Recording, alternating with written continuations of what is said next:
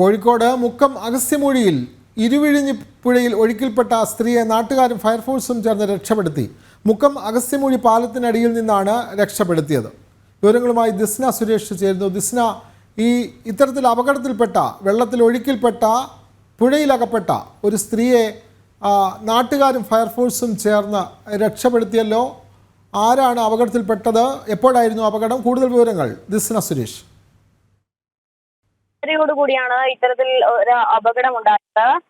തുടർന്ന് ഈ സ്ത്രീ പാലത്തിൽ നിന്നും താഴെ വീഴുന്നതായി കണ്ട അതുവഴി വന്ന ഒരു ഓട്ടോറിക്ഷ ഡ്രൈവറാണ് നാട്ടുകാരെ വിവരം അറിയിച്ചത്. പിന്നീട് ആ ഓട്ടോറിക്ഷ ഡ്രൈവറും എടുത്തു ചാടുകയായിരുന്നു. പിന്നീട് മുക്കം ഫയർഫോഴ്സിനെ വിവരം അറിയിച്ചു. ഉടൻ തന്നെ മുക്കം ഫയർഫോഴ്സ് സംഭവ സ്ഥലത്തെത്തുകയും ഈ സ്ത്രീയെ രക്ഷിക്കുകയുമായിരുന്നു എന്നാണ് നമുക്ക് അറിയാൻ സാധിച്ചിട്ടുള്ളത്. എന്തായാലും കോഴിക്കോട് ജില്ലയുടെ മലയോര മേഖലയിലൊക്കെ തന്നെയും ചെറിയ രീതിയിലുള്ള ഒരു മഴയുണ്ട്.